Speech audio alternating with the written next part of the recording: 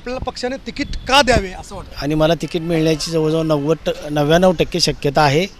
आम्ही सध्या सावळेश्वरमध्ये जवळजवळ 3 पिढ्यापासून राजन पाटलाचंच काम करतो.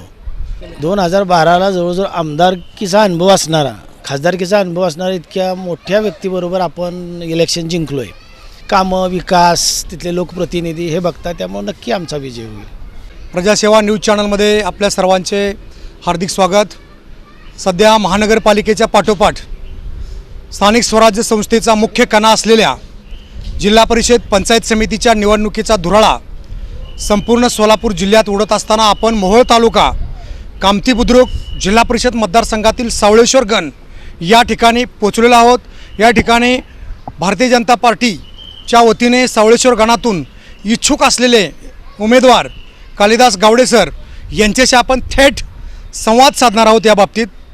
तर सर्वप्रथम आपण त्यांना एक प्रश्न, पहिल्यांदा तुमचा परिचय करून द्यावा. मी कालिदास गावडे सर, माजी पंचायत समिती सदस्य, सावळेश्वर.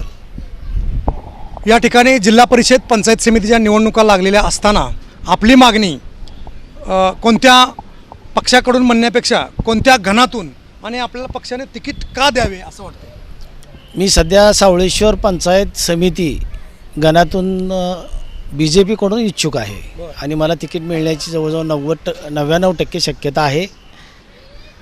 बरं, आपण सावळेश्वर गावचे सरपंच आपल्या पत्नी असताना किंवा गेल्या अनेक वर्षापासून राजन पाटील यांचं निष्ठावंत काम करत असताना कार्यकर्ता, नेता म्हणून अनेक जबाबदाऱ्या आपल्यावर सोपवल्या.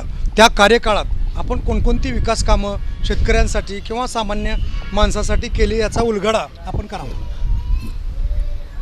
आम्ही सध्या सावळेश्वरमध्ये जवळजवळ 3 पिढ्यापासून राजन पाटलाचंच काम करतो.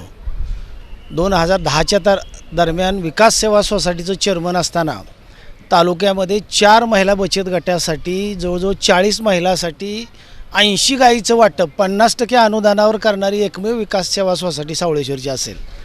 आणि त्यावेळेस अनेक गावातील लोकांना, गरीब शेतकऱ्यांना कर्जसुद्धा मोठ्या प्रमाणावर उपलब्ध करून दिलं. 2012ला ज्यावेळेस मी पंचायत समिती सदस्य झालो त्यावेळेस 11 गावं पंचायत समितीच्या गणामध्ये होती. राम इंगणीसारख्या गावाला रस्तासुद्धा नव्हता. जवळजवळ 38 लाखाचा रस्ता, डांबरी रस्ता त्या गावाला करून दिला. आणि पाण्याची सोय असेल, बाकीच्या सगळ्या कॉन्क्रीट रस्ते असतील, तिथं काहीच विकास पोचला नव्हता.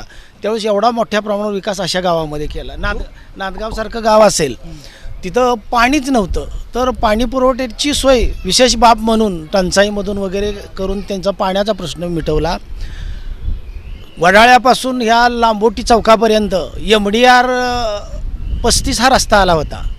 मी पंचायत समिती सदस्य असताना तो रस्ता जुनं लांबोटी, जुनं अर्जुनसोंड, जुनं पोपळी आणि जुनं सावळेश्वर विरवडे रस्त्यापर्यंत वाढवला आणि कोट्यावधी रुपयाची आता कामं केली आणि त्या 2-4 गावाचा कायमचा रस्त्याचा प्रश्न आपण मिटवला.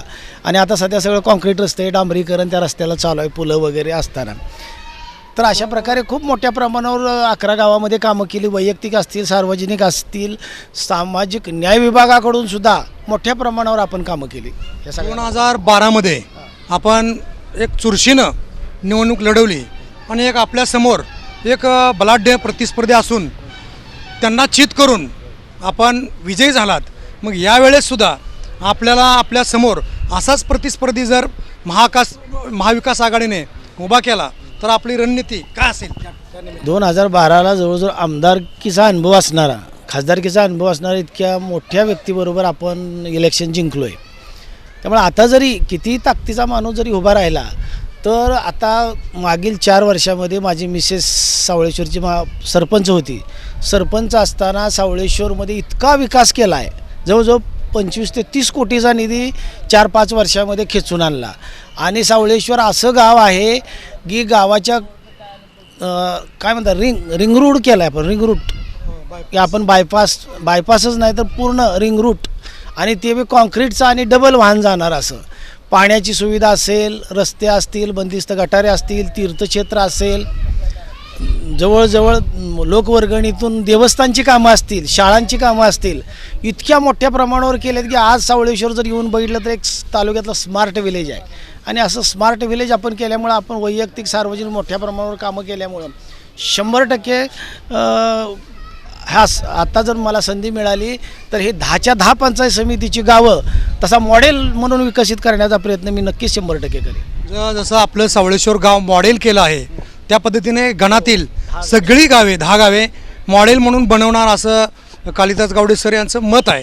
त्याचबरोबर एक दुसरा प्रश्न त्यांना अशाच पद्धतीनं आहे की जे आपले माजी आमदार यशवंत माने किंवा जे आपले राजनजी पाटील यांच्या नेतृत्वाखाली आपण काम करत असताना जर आपल्याला तिकिटाची संधी नाही मिळाली तर आपला निर्णय काय असेल? जर तिकिटाची संधी नाही मिळाली तर राजन पाटील सांगतील तोच शब्द आम्ही ऐकणार. त्यांनी सांगेल त्यांचा जो आदेश असेल पक्षाचा मालकाचा तोच आम्ही मानणार. त्यांनी जो दिल त्यांनी उमेदवार आम्ही निवडून देऊ.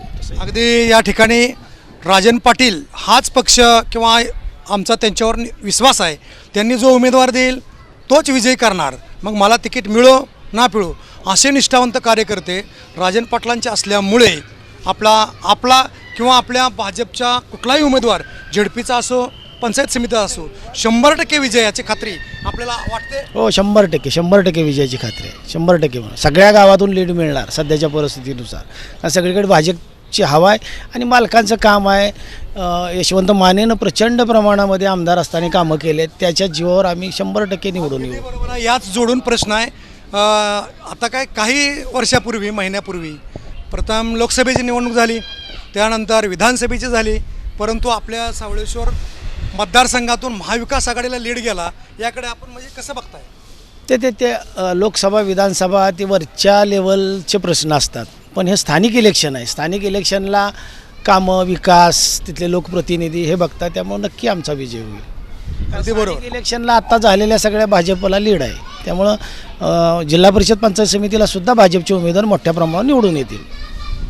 या व्यतिरिक्त आपण जसं मग विकास कामं बरेच केलं असं सांगितलेलं आहे, पण अजून आपल्या गावामध्ये आपल्याला एक चेहरा मोहरा गावाचा बदलण्यासाठी किंवा राजकीय व्हिजन घेऊन आपण ही निवडणूक कोणतं राजकीय व्हिजन घेऊन निवडणूक लढवणार आहोत? हा मतदारसंघ जो आहे तो एक मॉडेल बनवणं, सर्वांगीण विकास करणं. सर्वांगीण विकास हेच व्हिजन घेऊन कालिदास गावडे सर हे निवडणुकीला भाजपकडून सावळेश्वर गणातून त्यांची उमेदवारी जवळजवळ निश्चित मानली जात आहे. कॅमेरामॅन ईश्वर आंबटसह दादासाहेब नीळ, प्रजासेवा न्यूज, सोलापूर.